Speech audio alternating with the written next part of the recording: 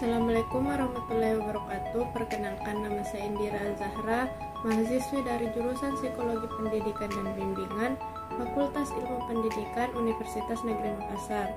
Nah, di sini saya akan menjelaskan materi tentang konflik dalam keluarga. Baik, yang pertama yang akan kita bahas yaitu pengertian konflik. Nah, konflik merupakan perbedaan atau pertentangan antara individu atau kelompok sosial yang terjadi karena adanya perbedaan kepentingan serta adanya usaha untuk memenuhi tujuan dengan jalan menentang pihak lawan serta disertai dengan ancaman atau kekerasan. Nah, adapun definisi konflik menurut beberapa ahli yaitu yang pertama menurut Webster, istilah konflik dalam bahasa Latin berarti suatu perkelahian, peperangan, perjuangan yaitu berupa konfrontasi fisik antar beberapa pihak.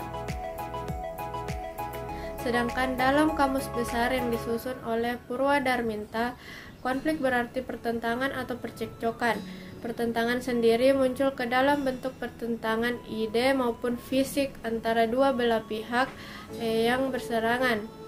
Nah, pengertian konflik di atas dapat disimpulkan bahwa konflik merupakan suatu keadaan dari akibat dari pertentangan antara kehendak, nilai atau tujuan yang ingin dicapai, yang menyebabkan suatu kondisi tidak nyaman baik di dalam diri individu maupun antar kelompok. Selanjutnya, pengertian konflik dalam keluarga. Konflik dalam keluarga dapat terjadi karena adanya perilaku oposisi atau ketidaksetujuan antara anggota keluarga. Konflik dalam keluarga berturut-turut adalah konflik sibling, konflik orang tua dan anak, serta konflik antar pasangan. Walaupun demikian, jenis konflik yang lain pun juga dapat muncul, misalnya antara menantu dan mertua, antara menantu dengan saudara ipar, antara menantu dengan paman, antara menantu dengan bibi, atau bahkan dengan sesama ipar.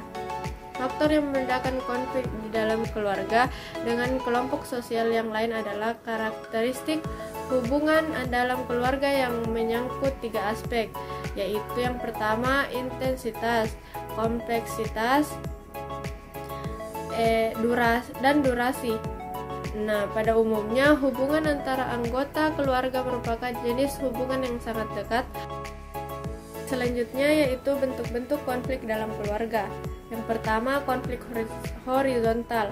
Konflik horizontal ini merupakan konflik yang terjadi antara individu atau kelompok yang memiliki kedudukan yang relatif sama. Dalam hal ini yang akan kita bahas yaitu keluarga, di mana hukum kedudukan suami dan istri itu sama, tidak ada yang mempunyai kedudukan yang lebih tinggi ataupun yang lebih rendah. Posisi keduanya itu sama, maka ketika terjadi masalah, keduanya akan mempertahankan pendapat mereka masing-masing dan saling egois serta tidak mau mengalah satu sama lain. Yang kedua itu konflik diagonal. Konflik diagonal merupakan konflik yang terjadi karena adanya ketidakadilan alokasi sumber daya keseluruhan organisasi sehingga akan menimbulkan pertentangan yang ekstrim, yang mana jika dikaitkan dengan keluarga, seorang istri merasa kalau suaminya tidak adil pada dirinya, atau seorang suami merasa jika istrinya tidak adil terhadap dirinya. Nah, konflik diagonal ini terbagi juga menjadi dua, yaitu konflik keluarga yang mempunyai anak dan konflik keluarga yang tidak mempunyai anak. Materi selanjutnya yaitu faktor-faktor penyebab konflik dalam keluarga. Yang pertama, kurangnya kemampuan berinteraksi antar pribadi dalam menanggulangi masalah. Yang kedua, kurangnya komitmen terhadap keluarga menjadi sangat sulit untuk membangun kebersamaan keluarga dan menangani masalah. Yang ketiga, peran yang jelas dan kaku dari anggota keluarga. Yang keempat, kurangnya kestabilan menghadapi lingkungan. Yang kelima, tidak lancarnya komunikasi dalam keluarganya sehingga permasalahan yang muncul tidak dapat dibicarakan dan dicari jalan keluar yang terbaik. Selanjutnya, kekurangan dan kelebihan konflik dalam keluarga. Pertama yang akan dibahas yaitu kelebihan konflik dalam keluarga. Yang pertama, mengetahui opini baru pribadi antara anggota. Yang kedua, menyusun beberapa rencana. Yang ketiga, menimbang keputusan sesuai dengan kesepakatan. Dan yang keempat, menerima kesalahan diri sendiri. Yang kelima, ketika pihak-pihak yang terlibat sama-sama kuat, konflik pun dapat memunculkan sebuah kompromi baru agar setiap pihak mendapat apa yang diinginkan dengan konsekuensi yang disepakati bersama. Dan yang keenam, konflik juga dapat berfungsi sebagai alat untuk mencapai keseimbangan antara kekuatan-kekuatan yang ada di dalam keluarga yang terlibat. Nah, selanjutnya yang akan dibahas kekurangan konflik dalam keluarga. Yang pertama, menyebabkan perselisihan antara anggota keluarga. Yang kedua, menimbulkan rasa tidak suka antara anggota keluarga. Yang ketiga, mengganggu psikis anak. Yang keempat, mengalami penurunan keberhargaan diri, kebermaknaan hidup, kualitas hubungan positif dengan orang lain.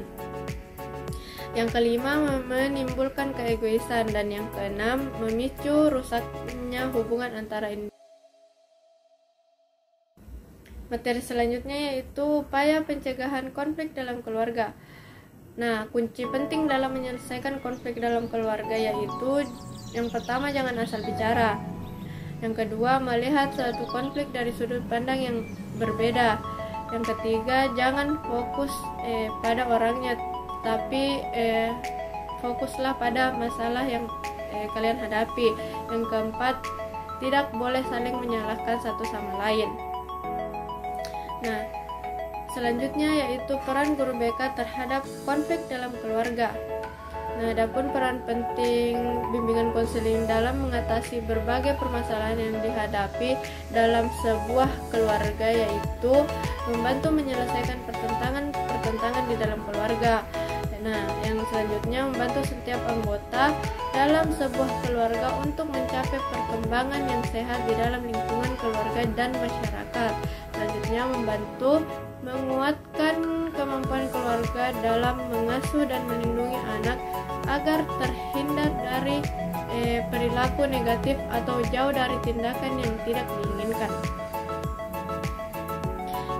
Yang selanjutnya membantu meningkatkan kapasitas orang tua dan keluarga dalam menjalankan tugas dan tanggung jawab mereka masing-masing. Nah, dan yang terakhir meningkatkan kesadaran dan tanggung jawab masing-masing anggota keluarga.